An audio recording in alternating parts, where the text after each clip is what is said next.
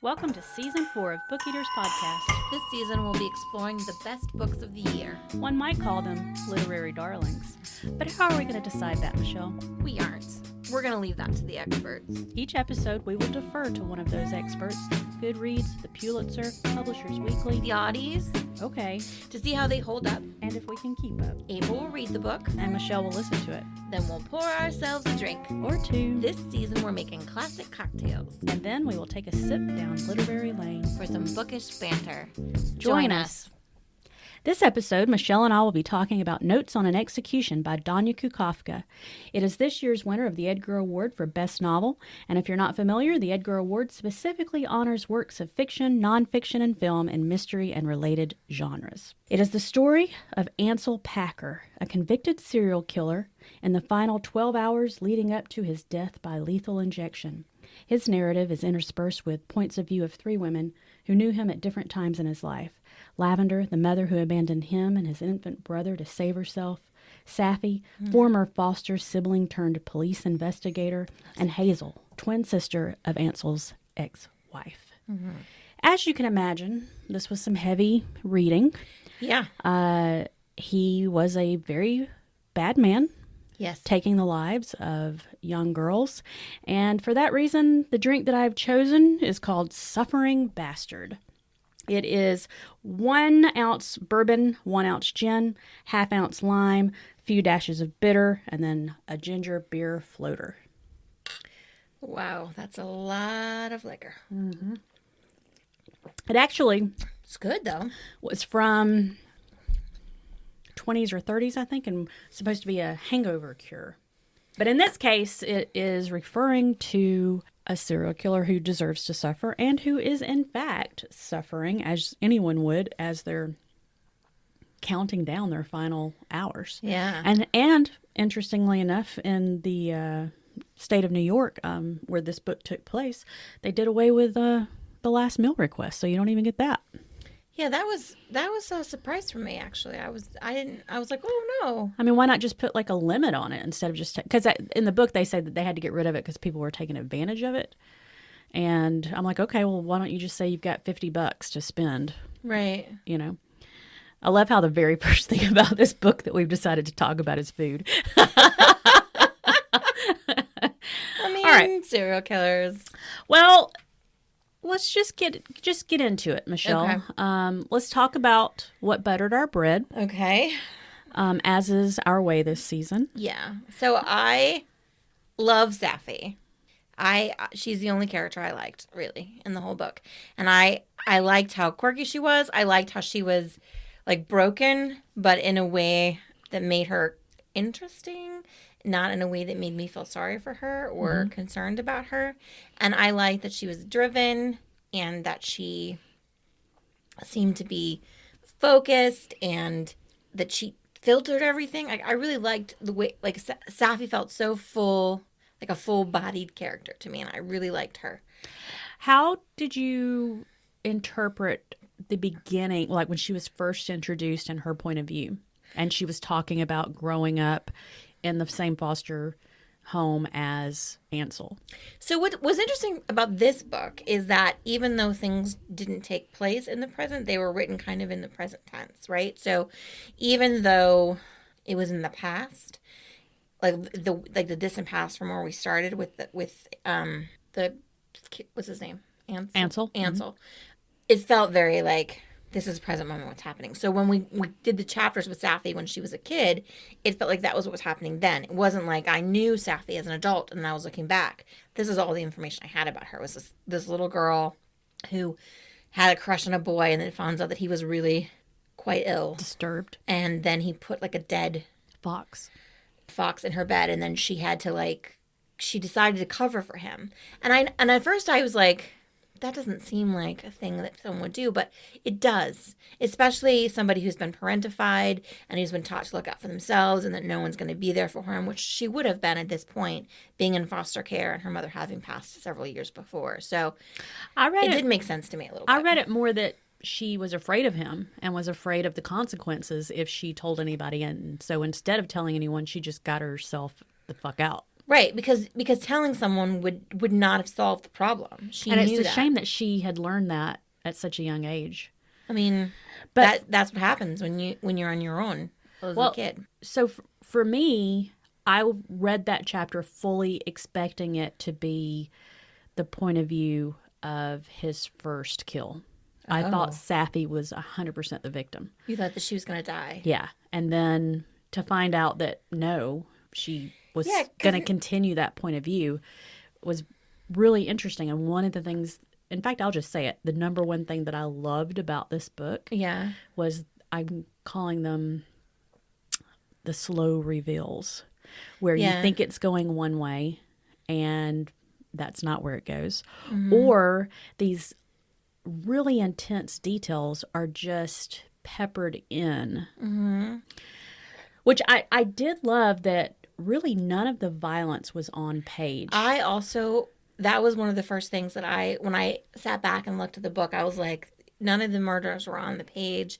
And the violence that was on the page was through the perspective of the woman, not through his perspective. So it was through their influence, and also like it was done in such a way that like protected me as the Right. reader a Yes. little bit, and I really appreciated that. And because then we don't need those details. we don't need that. We don't need to live through But that. there was still enough that sort of would give you that intake of breath, like, oh, fuck, that's creepy. Like, I remember there was one where he was talking, it was after he had killed someone, Right. and he talked about his hands being shredded by the belt. And I was like, oh, we didn't see what he did with the belt. Right. But it was with enough force that his hands were damaged. Right. And so even though it wasn't like these gratuitous details, that one sentence was enough to give you the same amount of shivers that reading 2 pages of a murder would have done. For sure. But it was done it in a more intellectual way, a more respectful way. I loved that about the book. Yeah, I really felt like that the author cared about the victims more than the violence, Yeah. which is rare in Yeah, entertainment these days. I think part of her intent with the book was to shine a light on how we kind of get obsessed with serial killers and Yeah, violence. there was a little bit of, I'm not obsessed with serial killers. I'm not obsessed with crime shows. This is not a book I would have read had you not made me. But I didn't make you. The list made you. had the list not made me, I would not have. This is not a book I would have chosen because I don't enjoy true crime. I do like crime fiction, right? But the crime fiction I like has This more, was crime fiction. right? But the kind of crime fiction that I like has more of a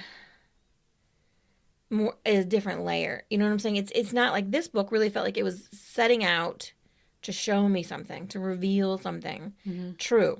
Yeah. I don't like that. Oh. I don't want to be shown true things about people on death row. I don't want to be shown true things about serial killers. I want to know about the heroes that saved the day. Like, that's the Right. perspective that I, as a reader, want to embrace. But this book didn't show me that. Well, I mean, it did a little bit through Safi, who was my favorite, right? But for the most part, it was more an introspective, which is not something I would have chosen. What I liked about it was that it was because I'll be honest, I do have that impulse to be fascinated. I mean, I read Helter Skelter when I was a teenager. Yeah. And I fight against it because it does seem so like this base human instinct that we should all fight against. But Right. I do think a large reason why people, especially maybe women, are fascinated by that is because we're just trying to understand how that, because if you can understand it, you can protect yourself from it. Right. Yeah. You know? No, for And sure. you just want to understand.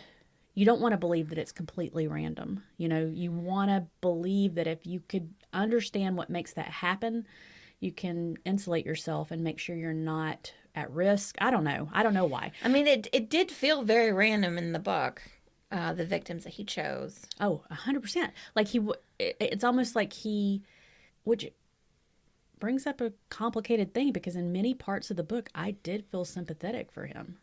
Especially like when it all fell apart for him. Like it's weird how this thing that happens with me in my head when I'm reading a story from someone's perspective. I immediately take their side when I shouldn't, because they're terrible people, right? But I want, and then I have to like tell myself, like, no, you don't want them to get away with it. You don't want him to escape. No, you don't want that to happen. It's just because you're in their head in the moment. But they did a really good job of like letting us believe that maybe he was going to escape, that things might happen, that, and you're like, what is going to happen? Like, how is he, what the end going to be? And I thought that was great, because it definitely kept me in suspense. Like, I didn't know it was a foregone conclusion what was going to happen, Oh, yeah. I spent the first several of his chapters in fear that he would escape. Right. But the genius of what she did, going back to that, where she's trying to strip away, like, don't make celebrities of serial killers. Right. It was sympathetic. I mean, you felt more sympathetic towards him in that part. I felt very sympathetic towards him when he was a child and his mother abandoned him with his infant brother and he didn't know how to feed him. Yeah. And there was I honestly interpreted it at first as did you ever watch MASH? No, I've trauma. I was probably 7 years old when I saw it. Right. And it was Alan Alda's character. I can't remember his name. It's on the tip. I'm not going to focus on that. It doesn't matter. He's on a bus, and all different kinds of people are on the bus. Uh-huh. The drink's hitting me, so I'm just coming up with stories.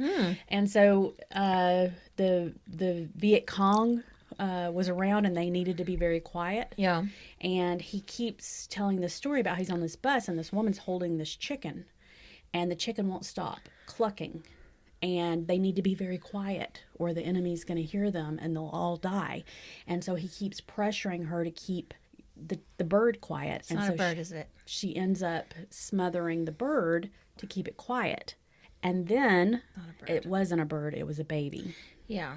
And it was so I thought, because he kept talking, the post-traumatic stress that he has even now is like he hears the baby screaming and killing these girls was the thing that made that stop. Mm-hmm. And so when I don't know if that MASH episode influenced me, but I thought he had killed his own brother to get him to stop crying. We didn't know if the baby died or not until way later in the book, which was interesting. I think everyone assumed that the baby had died because he assumed it. I didn't assume that because... No, he told the family, like everybody, that like he had a brother who died in infancy. He told them that. But when the mother talked about it, she didn't know. Well, because she wasn't there. She left them. But she had followed up, and there was all of this conversation. So, like, I was never sure if the baby was dead or alive. Oh, and the baby being alive was a huge reveal to me. I was like, whoa! I didn't. I thought maybe. Maybe not. I didn't know. But also, you kept talking about how you knew it was him. I didn't realize that the baby was Ansel.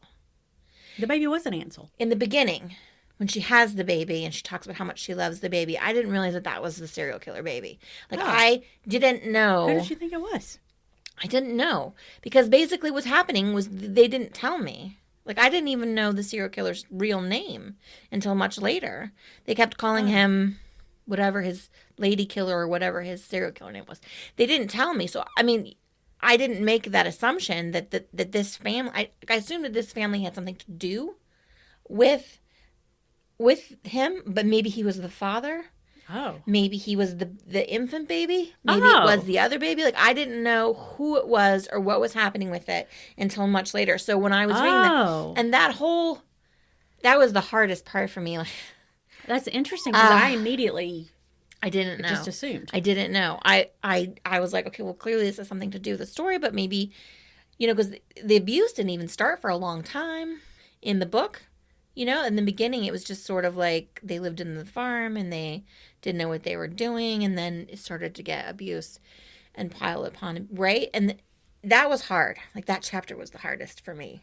Oh, yeah. And the way that his lavender was treated, like the food locked up, and yeah. And then and something had to happen to Ansel to make him this way, because the dad took him into the woods, and when he came out, something was different.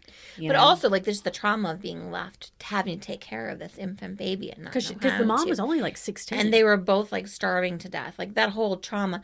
And then, like, I mean, the whole thing was just terrible. Like, that whole section, which is good, right? Like, because now we have, like, this antithesis of where the kernels of his dysfunction began. But I think that sometimes people are just crazy because they have some sort of damage happening in their head. You know what I mean? With and it's him, dangerous to assume that everyone that's crazy is because they were abused as a child or whatever. Or everyone that was abused as a child is crazy, right? Like, Right. I think that those aren't good assumptions to make. Even though I think that that's what the book was trying to tell us was like, look, Well, I think the kernel came from somewhere, and this is where it came from. I think what she ultimately did was, yes, you can look at a monster and realize that not everything was his fault, and there was trauma, and you can feel sympathetic towards him, but ultimately realize that he still has to pay the cost of his crime. Because he killed like a bunch of people. Three people. And I mean, 3, like that's nothing. I've killed 3 before random breakfast. people. But but what FBI do not contact me. But so what she did though is she gave you just a little nod of that, and then ultimately made him the most banal, pathetic person, because at the end, one thing that I was really confused about is, and we're kind of going into, I'll save it.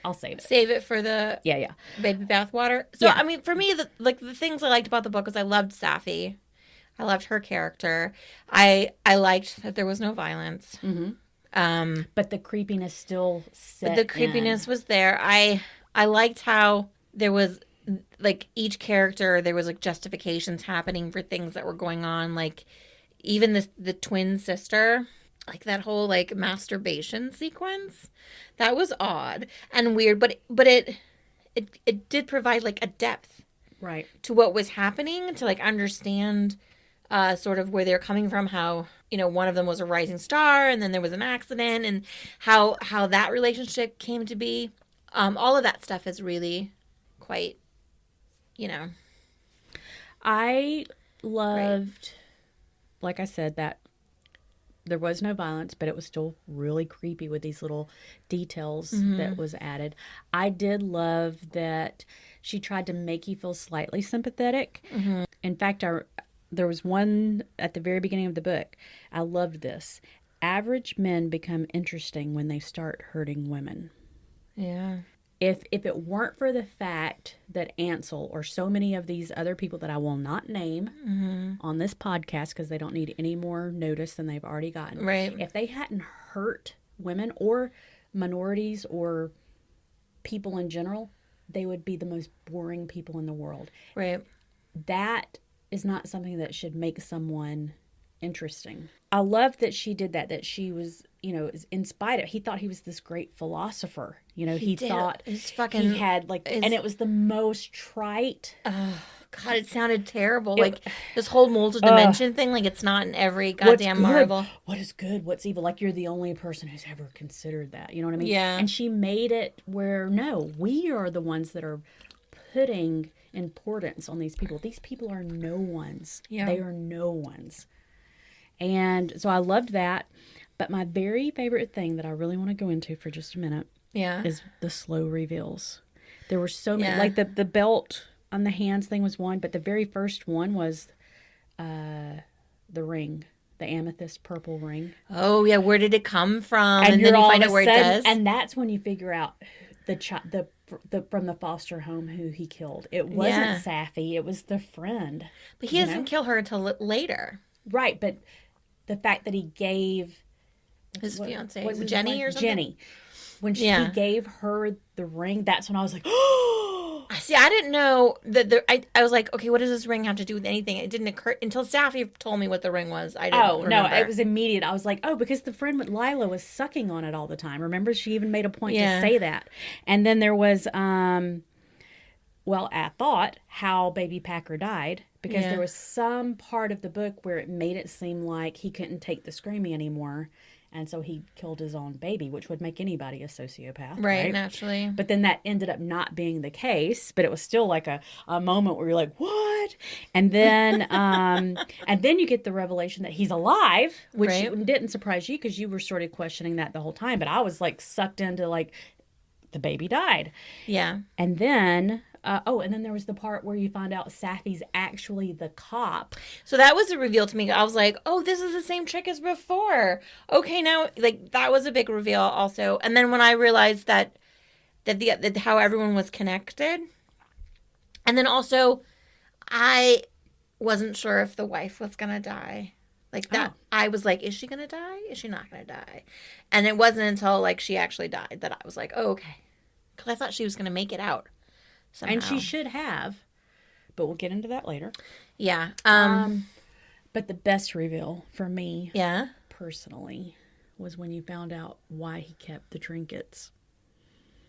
Wait, why did he keep the trinkets? Oh my God. I'm trying to remember. Well, I mean, I just felt like that was such an impactful moment for everybody. I wouldn't have to explain it. But remember when Lavender put the necklace around his neck? Yeah. To protect him. And then she left and she had taken the necklace. She didn't leave it with him. So he was stripped of his protection. Right. And the thing that I remember about the trinket too is when she got that trinket from her mother who didn't give a shit about her. No. And I can't remember the exact, verbiage, but I do remember I thought this was so well done. She was like talking about how it was in her mother's jewelry box and, that her mother obviously placed a lot of value on it. And she was like, that is the only way that I knew my mother could treasure something, because the treasure wasn't, she didn't feel that mother's love, which was really sad, Yeah. I mean, that's kind of sad. I mean, she didn't, like, her sons too, right? Well, I guess the one that got adopted young turned out fine. So for me, I think the absence of that gift, that protection, he was seeking that again, And he was taking things from his victims.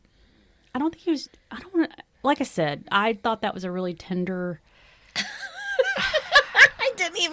I missed it completely. I was like, wait, what? When was that? All right, so let's get into throwing the baby out with the bathwater. Okay. And there's some things to discuss with that. And one of them for me, segueing into what we just talked about, was, brace yourself.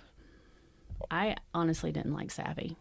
You didn't like Safi? No. Oh, I love Safi. Number one, I didn't think, and this is on the author. I'm going to say something about the author right now. Okay.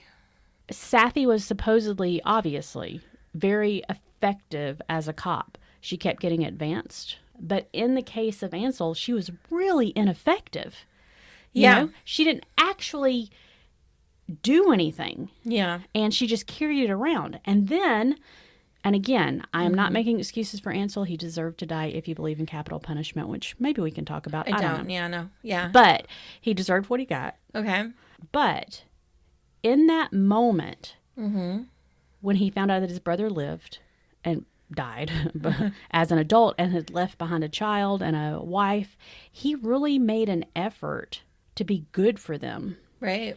And wasn't doing anything to hurt them. And then Safi fucked it all up. And was the impetus for him now being like, okay, this is fucked up. I got to get Jenny back. And then goes to see Jenny. Jenny's going on a date with someone else. And then all of that disappointment, because women have done nothing but disappoint and abandon him his whole life in his mind. Right. And that's what sent him on another homicidal rage, and he kills Jenny. Why did Safi have to do that? Well, so that was... If you couldn't, no. You couldn't be fussed to jeopardize your career enough to prove that he did what he did. She couldn't. So you're just going to...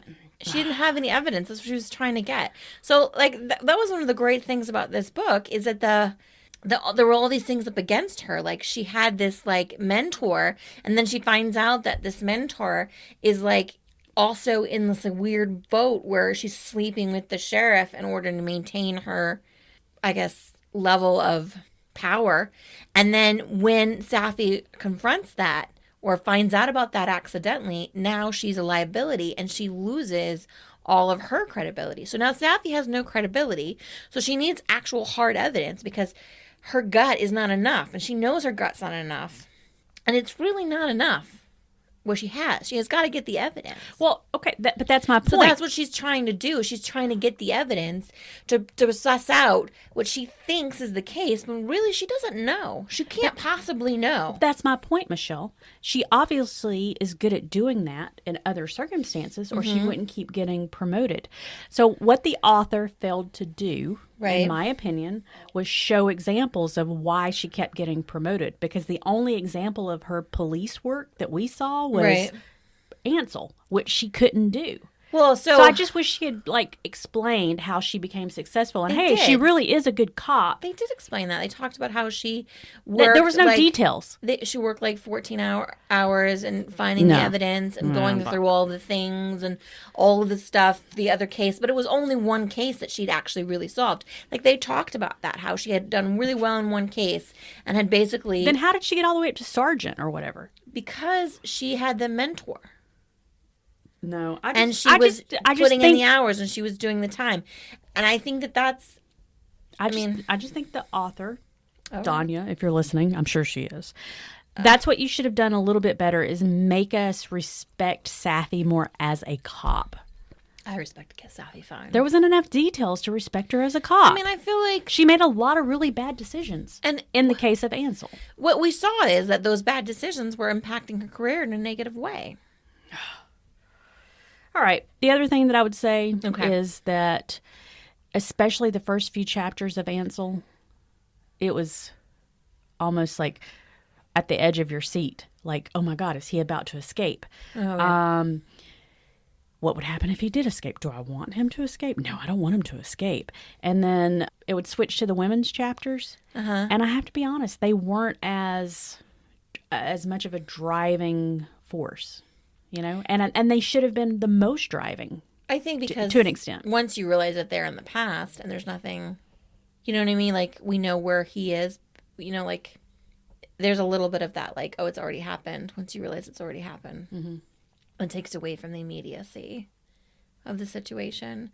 But honestly, Safi's chapters, because I kept thinking maybe she was going to catch him. This doesn't show me how she's going to catch him. Yeah, they were exciting. But she didn't do anything. She just watched them. The mother's chapters were, I would have DNF'd it. What does that mean? Do not finish. I would have put it down. I couldn't. It was too horrible. It was too much. It was grief. Oh, the beginning? And gross and bad and bad and no joy and bad and bad and bad on top of bad and top of bad and top of bad. And I would, it was, I had there were times where I'd be like, all right, I can't do it right now. Yeah. I can't do it. Yeah. And I would have to read something else for a while to cleanse it because it was so horrible. And she was so young. And how did you feel about the later chapters? Did you blame her for leaving the babies? I didn't blame her because we were with her. She called social services immediately to get the kids out of there, to save them. That was all that she could do. And I don't know that I would fault her for running, because there wasn't any better way for that situation to have ended. And I think that she did the best that she could. She did the best that any of us could. And, and throughout her life, she tried to make up for it and be the best kind of person that she could be. And she was broken and fragile. I once she escaped, then I was able to breathe again with the story. Mm-hmm. But until that point, I hated it. I was miserable. I didn't want to do it anymore. I was like, oh, yeah, more of this. But when she escaped, then I was finally able to breathe a little bit. And the stuff with the fox heads and that was not as bad in my opinion. I was able to sort of escape from that, pull back from that. What other kind of baby bathwater did you have? I mean, I just, in general, I didn't enjoy the book because of the subject matter. Oh. But I don't have anything real from a criticism perspective that's not completely subjective. Yeah, if you're just looking at it criticism of the writing. I thought the writing was really good. I thought that the points that she was making were really good. I had a problem with the fact that I liked it. I don't know. I just and this is me relying on the psychology of documentaries and Helter Skelter and shit. Right. I thought serial killers couldn't stop, but he did. Well, I mean, I don't. He killed 3 girls as a teenager himself. Right. And then he killed Jenny after that, right? Well, no, met Jenny and decided that he could be a good person. And they were together for, what, almost 20 years? And he didn't kill that entire time. And he didn't, and then she left him because he obviously has issues and was not the best husband and emotionally and maybe at the end physically abusive. So she escapes. And he could have went off the deep end then. He didn't pursue her, though. He was just like moldering in his trailer or whatever. And Safi's watching him the whole time, you know. Right. And then he finds out that his brother's still alive because Blue, his niece, sends him a letter, right? And that gives him like a new sort of purpose. And he goes and he tries to help them as best that he can. And so he's trying to really make something better of himself. He has, all of this time, he has no temptation to kill anyone. Right. And I thought serial killers, the only reason why he killed again and finally got arrested is because Safi inserted herself into the story, told the niece and sister-in-law that she suspected him of killing people. They kick him out. He's like, I've got nothing now. Jenny is worth it. I'm going to go try to win her back. Goes down to find her, sees that she has moved on, and the disappointment is so much that he, the rage overtakes him again. Right. But which is not excusing what he did. I'm just saying. I don't know what I don't know enough about the psychology of serial killers. I just don't understand how he was able to quit for that long. I thought that the impulse, like you constantly wanted to escalate. Once you did it once, the need to do it again. You know what I mean? But I don't know. I'm just relying on Netflix documentaries at this point. Yeah, I don't know. And I think that there was a little of that in the story, which I mean, maybe it's just some of what I think about execution, is that a lot of times they're not serial killers. They're being executed. They're just regular murderers. And by the time that they're executed, they're not the same person that they were that created the crime or did the crime. And it seems almost terrible, right, to murder someone for something they did a long time ago. But for serial killers, I guess it's different. And this guy had problematic. I mean, I had no doubt that he would hurt someone again if he escaped from prison. Like, no doubt that he would. I feel like if provoked. I mean, no, because he killed that girl for rejecting him at the fast food restaurant. Yeah. Or at the Sonic or whatever, right? You know what I want to ask you about? What? Shauna. Which one was Shauna? The prison guard. Because at the beginning, the whole thing was Shauna. He sort of bragging about how he had manipulated this prison guard and he had complete control over her. Did he? And she was going to help him escape before he got put to death. And she's, that he had wooed her and manipulated her for months to get her to the point that she would be willing to do this. And then she slipped him a note saying yes, which meant, okay, the plan is in place. Right. And part of that plan meant that she was going to have a gun underneath the floor mat of the van that was taking him to the prison where he'd be put to death. He gets in 100% convinced that he has control over this woman and the gun will be there, and it is not. And so then it switches to where at the beginning of the book, he's bragging about how he's not going to be put to death because he's such the charismatic mind controller. Right. And then all of a sudden it shifts like, fuck, I am going to die now. And then it becomes really pathetic, where he's like begging for his life and shit. But let's talk about Shauna. I thought that was a very interesting character. So I thought that it was neat how I wasn't sure if Shauna was going to go through with it until, and I figured this out before he did, which I love that. Tell me about it. I love that when I figured out like a page or two before they tell me, that's my favorite. Because he asks her, what if I had done it? Because he convinced her that he was innocent. And then he asks her and he says her face changes and he sees that he lost her, but just for a minute, and then he brings it back. But I knew. I did not know. That's when he lost her. He probably had her convinced until then. Now he's planted a seed of doubt, and that seed of doubt is within Shauna, and she's not going to give up her whole life and her whole career for the possibility of letting a serial killer loose. So even if she had been contemplating it before then, after that moment, I she didn't. didn't anymore. And I thought that wasn't neat because we didn't hear about that till he was in the vehicle. Yeah. And then I was like, oh shit, the gun's not there. Like that's when I knew. Okay. Pages before they reveal that it's not there. I was questioning it the whole time because, in my experience, it's escalation of commitment. Once you've decided something, it is so hard for you to be like, nope, this is a mistake. And I didn't think Shauna had the fortitude to do that. I'll tell you what I thought. Honestly, Yeah. I think it was a missed opportunity. I think a really good book would have Yeah. been that driving narrative of Ansel, and instead of the voices of Lavender and Safi and Hazel, it was Shauna's. Because I really wanted to hear what was in Shauna's head, but we never got that perspective. Because Shauna, not even a hint. She was a very complicated character. Yeah. Because she was kind of painted as being sort of unattractive and maybe And newly divorced, and somehow they her were all husband died. Yeah, widow. She She was was a widow. So like there was this, she was lonely and sad and didn't have any prospects. And he thought easy pickings. Yeah. So there was, and then she was so nice and kind. Yeah. And people were mean to her, and she was able to shut it out. Is it possible? Is it possible? He that made the whole thing up. That, well, oh, In his head, that there was really no relationship with Shauna. Yeah. That is very And then interesting. Shauna was just fucking with him the whole time. I did think about that. Like, she's like, you're a dime a dozen. You think you're the first, like, person you think that has something important to say.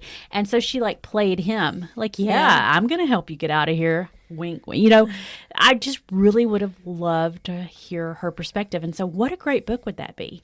Like, the killer who thinks he's I would. 100% I would not. Okay. I'm out. Like, I don't like prison, and I don't like gambling. And that feels like mighty close to both those things. You know? I probably shouldn't have had that big of a sip. Yeah.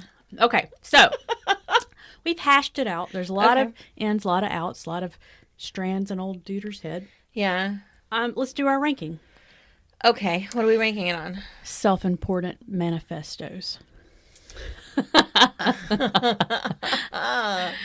So this is a tough one for me because I subjectively I didn't enjoy the book, and I wouldn't recommend it to anyone.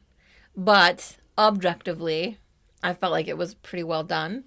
And I think I gave it like a 4.5 on Goodreads or on Storygraph. So I think I read. We're not talking about stars. We're talking about self-important manifestos. I'm trying to think of like where I'm gonna say like an 8. I only gave it a 7. Oh yeah. I would recommend it to people. I would not.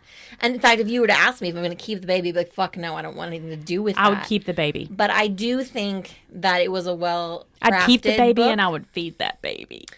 I think it's a well-crafted book. I think that it did its job. It makes me want to read her other book. But I am not a fan.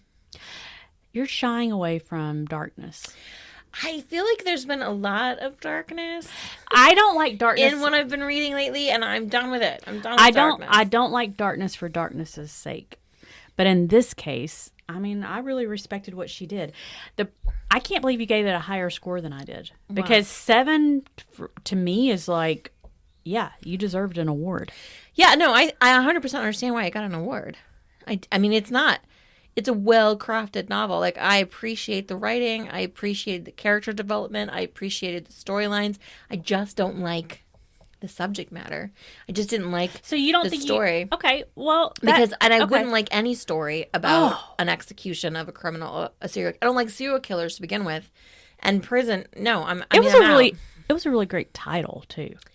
Yeah, no. That's a great book title. It was great. Like I said, there are lots of wonderful things about this story. It's just not for me. You don't think it was gratifying to know that his manifesto was going nowhere, and he died knowing that? I mean, he never had a chance of I getting know in his mind he did. Even if he got the manifesto out to publishers, no one was going to publish it. It was so ridiculous. But I just love that he died knowing that. But I'm a little vindictive that way. I mean, he was kind of he was a terrible human, so.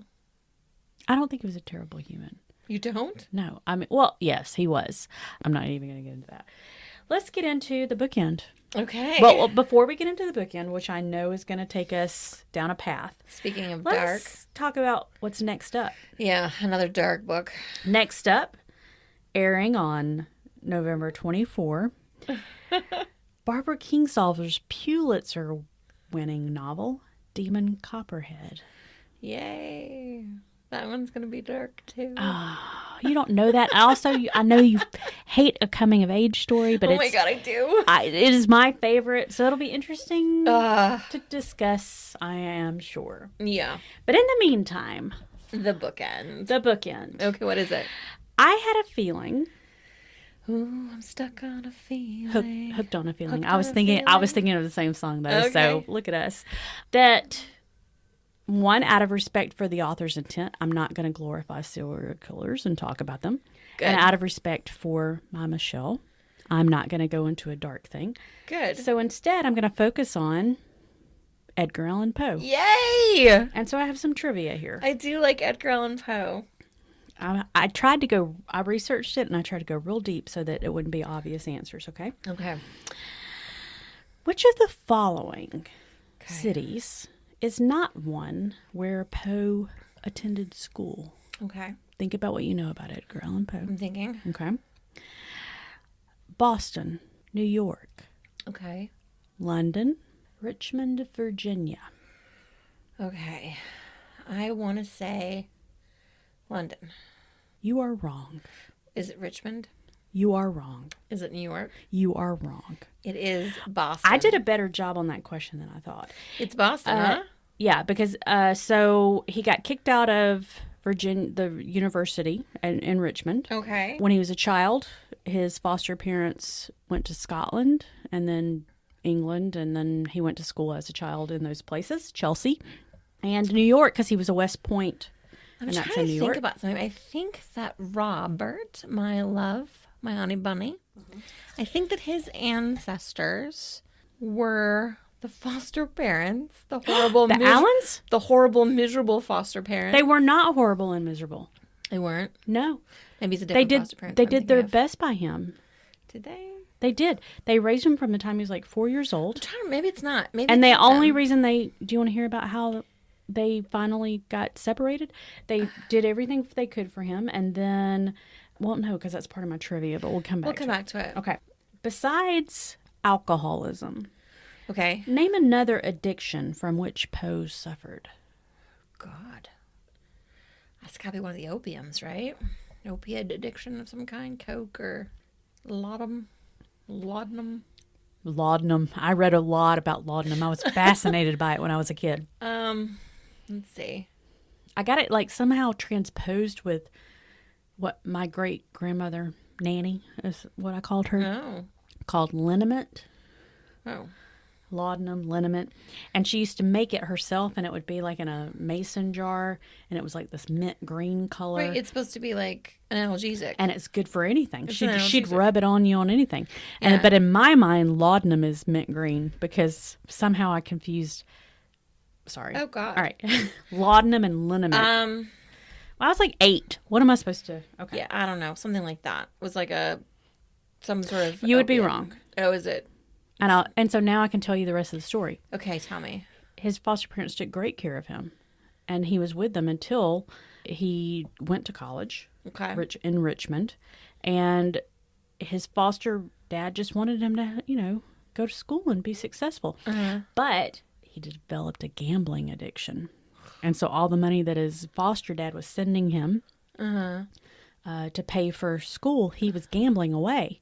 And then Edgar was like, "Oh no, my foster parents don't send me enough money," right? And so he sent him more money, which he gambled away. And then his foster dad was like, "Nope, not sending you anymore." So then he got kicked out of school. Okay. And then they were estranged for a while, and then his foster mother died, so they briefly reconnected. And then the foster father really wanted to connect, but something else happened that I forgot the details of. But it was again Edgar's fault, and the foster father finally had to say enough's enough. Mm. But yeah, I had a lot of respect for the foster parents. Okay. All right, What is the answer? gambling. Oh, gambling was the addiction? Yeah. Oh, I got you. All right. Yeah, yeah. I tried to keep this open-ended because I felt like it was too predictable, so let me just ask you this. Okay. Lying about his age and name, Poe joined the army. Oh. How did he do? How did he do in the army? Yeah. Well, Imagine it. And then my thinking would be he probably was dishonorably discharged. you would be wrong. And okay, let me segue into No? this. Okay. The reason why, because he really probably wasn't even an alcoholic. Interestingly enough, he has a bad rap because the person who wrote his obituary Right. was his worst enemy. Naturally. And so this whole Because thing, that's who you want to write your obituary. well, there was no one else. Everybody he loved had died at that point.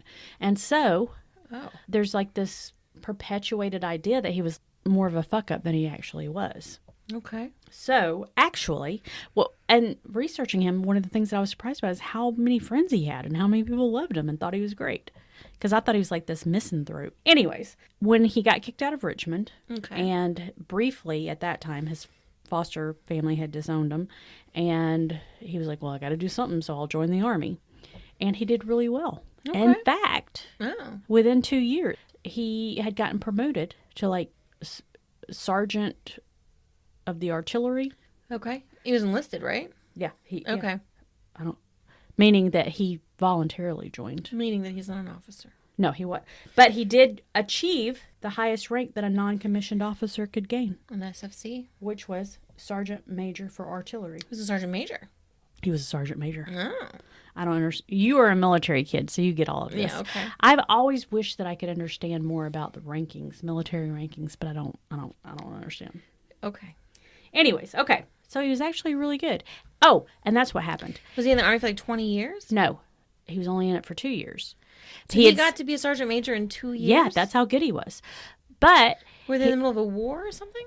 no, they were in the Great Panic of 1849 or whatever. In any case, what's important about this is he reconnected with his foster dad. Right. Because he had lied about his age to get in and said he was 22 or something, but he was really only 18. Mm-hmm. And he had signed up for 5 years. And after 2 years, he's like, I've done what I'm going to do. I need to get out. And he wanted his foster father to intervene to help him. And at first, his foster father didn't want him, didn't want to help him because he's like, you wrote me off. What now? You want me to help? I'm supposed Right. to. But he did feel paternally, and so he did help him get an early release, with so that he could go to West Point. And then he did very well at West Point and made a lot of friends. But and he got popular because he'd make these like Wait, he went to West Point. yeah He got out of the army to go to West Point? yeah.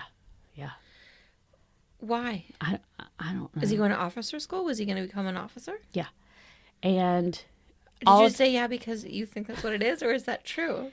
I mean, you sounded confident, so I mean, West Point is a military school, right. I mean, my grandfather went to West Point. I don't know. Okay. Anyway, so yes, so he goes to West Point. Yeah. And he makes a lot of friends there. They are even the people, because he made such funny little rejoinders about the officers that they, like poking fun at them. So that He made fun of his superior officers? Yes, because he had a problem with authority, obviously.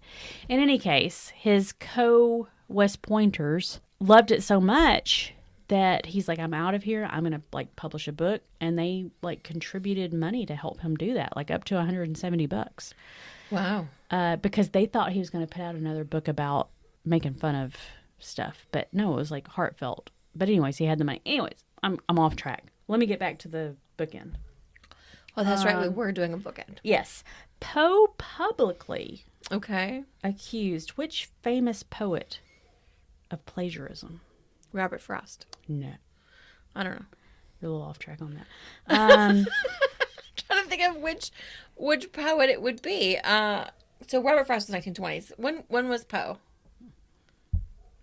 18 before pre-Civil War. So he was older. He was a poet. Alexander Pope. No, think of someone with 3 names.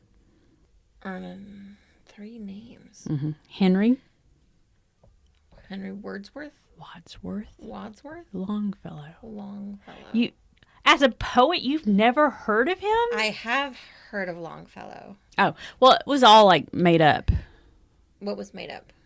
All this, he wasn't a plagiarist. plagiarism. Yeah, it wasn't true. He just had bought his own magazine at that time, was trying to stir up some shit so people would buy his rag. Anyways, okay. How much was Poe paid for The Raven? Which made him an instant, overnight sensation. Did it really? I mean, not overnight, but pretty quick. I don't know. 3 cents a word. Which would be, how many words is that? You don't have that committed to memory? I don't. It was $9. Maybe that's right. I don't know what. Alexa. Oh, she's not here. There's no Alexa in the pot. Poe often wrote with this upon his shoulder. A bird? No.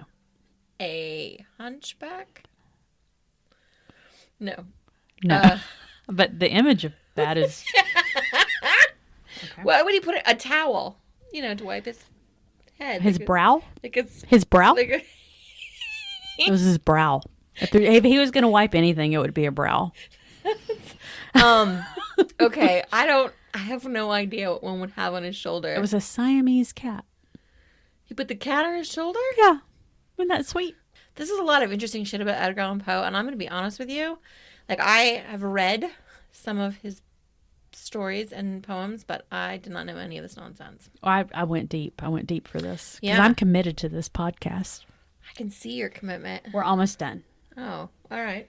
Until several years ago, a bottle of cognac Okay. and 3 roses Okay. were placed at Poe's grave every year on his birthday by parties unknown. Oh. What name was this mysterious figure known by? Evelyn? It was the Poe toaster. The Poe toaster? Yeah. Maybe her name was Evelyn. And no one tried to bum rush him to find out who he was. Everybody was respectful and let him do his thing. It was everything that you could ever ask for in a literary gesture. Okay. I don't want to get, because I did feel my chest tighten and my throat could do a thing and my eyes do a thing where I thought I might cry, but I'm not gonna. I'm not gonna. You were gonna cry over that? Well, because. What do you think he did it? Do you think it was like he just Oh, that's the mystery. like why would he do it? Like why? Obviously he didn't know him because he would have read the obituary then, because only person alive that knew him was some evil enemy guy. Yeah, and this was like decades after Poe died. I think it was just like a kind of a quiet hobby that the old guy that at the point. Sometimes you just pick up shit. Yeah. Like weird. And you're like, I'm gonna like having clams on Valentine's Day. Watching Digstown and having fried clams. Right, exactly. Like there's a whole like thing around it. So just promise me that you will never ask Maria to do that, because she's not gonna do it. Why would I ask Maria to do it? Because the passing of the torch. Oh, no, Maria doesn't even like Digstown. Well, that's what I feel about the Poe Toaster's successor. He didn't even really get what it was about. He tried to make it about him. He started bringing in politics, and he started trying to bring in stuff about sports. Oh, you know what's fun is the golf guy. You put the golf ball on his grave. The opening of the Masters. Bagger Vance? No. The Legend of Bagger Vance? No, here at the Oakland Cemetery. Oh, there's a guy who is a famous golfer. it's on the tip of my tongue. Kevin Costner. No, Kevin Costner's an actor. But I feel like he tried to play him or something. I don't know. Bobby something. He has a grave in Oakland Cemetery, and apparently on like Masters weekend, if you take a golf ball and you put it on his grave, it's supposed to make you have like good luck golfing the whole year. Oh. The only thing I know about the Masters is I want one of those pimento cheese sandwiches. Oh my God, me too. So I've done We're back to food. once with Quinn, my friend Quinn. I mean, it's you guys don't know. We're not naming names, That's Michele. why I was saying my friend Quinn. But also she's my friend. Also your friend. She and I went to the cemetery and did that once on his birthday. Oh! I'm just finding out about this now. About what? Bobby Jones. I don't think that's right. I feel like that was a Braves coach. No, that feels right. No, Bobby Jones was a Braves coach. No, that might have been Chipper Jones, who was a pitcher. No, Wait. I really feel like his name is Bobby. Alexa's not here. She can't help us. Bobby. Someone. Okay. All right. Last part of the bookend. Okay. It's not even a question. I just want to talk about his death. Oh. Because there is so much misinformation about it. About his death? How Yeah. did he die? Well, you tell me, Michelle. Because someone buried his heart in a basement. Okay. You don't know how he died? How did he die? Alcoholism? Well, that's what I was always taught, that he was found like in a ditch, delirious from alcoholism, and died from it. But that's all so false, because the person who wrote his obituary I will not name, just like I won't name any serial killers, because they do not deserve the celebrity. Is that person like famous for anything else? No. Yeah. No. But that is why people assume that Edgar Allan Poe was like this degenerate alcoholic, and he married his 13-year-old cousin. A drink. Lots of people did that shit. I don't understand it. Yeah, but they weren't even sexual. It was just like a brother-sister relationship. He married. It doesn't matter. But the point is, these are the things that I find interesting about his death. Okay. Oh God. Yeah, it's a strong. You put the ginger ale in it. Don't drink it. Nanny. Hootenanny. We should have a hootenanny. Let's plan a hootenanny. Okay. Okay. All right. So, how old do you think he was when he died? 56. 40. God, I outlived him. But here's what's weird, okay? He went down to Richmond from New York. I think, if I had to guess, he was probably visiting his younger sister. And then he's like, I'm leaving you, sis. I'm going to go back to New York. And then nobody hears anything from him until a week later, when all of a sudden a friend, and I put that in quotation marks, gets a letter saying, hey, Snodgrass, if you know how like I have an immediate distrust of anyone named Chad. Yeah. I'm going to say right now, I will forevermore, not nevermore, forevermore, have a doubt of anyone named Snodgrass. I'm going to name my next plant that, and it's going to be grass. Don't give me a baby from your plant. It'll be Snodgrass. Grass. I don't want to propagate any Snodgrass. Okay? I don't know why you would reject my babies, but fine. Your babies would never be named Snodgrass. I would name them that. It's a great name for grass. But do you know what Snodgrass did? What did he do? He contributed to the idea that Poe was a fuck up. And he really wasn't. So, here's... You're here to avenge his good name. So he gets back, right? Right. And all of a sudden, he's just found incoherent. And here's what I did not know. It's not like he died like that night. It's like four or 5 days later in a hospital. Oh, no. So if he was just drunk... Did he have a stroke, you think? No. Well, I don't know, maybe. But I mean, that's what I'm saying. I grew up with the idea that he got sloppy drunk. Right. And died of alcohol poisoning.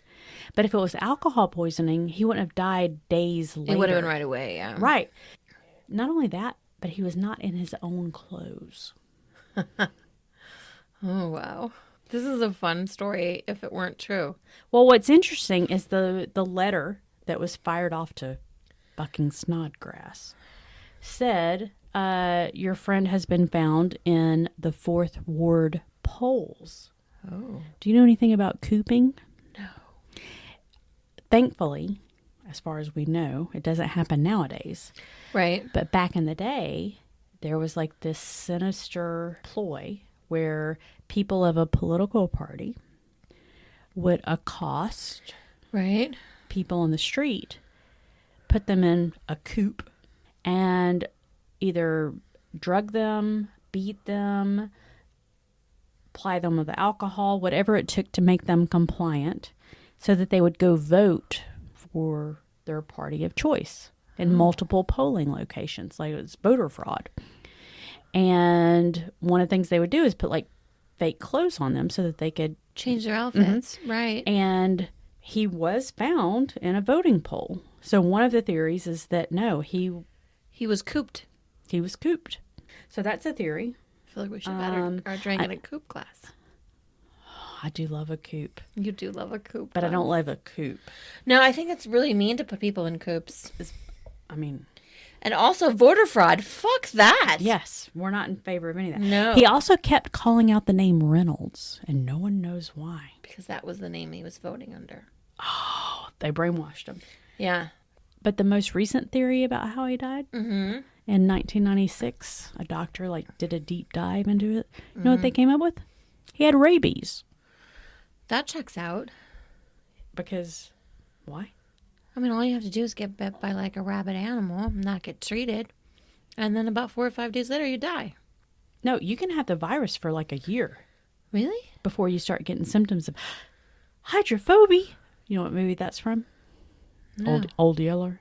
Did you ever watch Old Yeller? Oh, God. Please don't. Let's not know. Okay, we're not going to do that. You know what we're going to do? We're going to wrap this up. Okay. Because we've talked about a lot of stuff. And Poe is... because there's no death certificate. There's no medical records of what happened to him. Maybe he's still alive.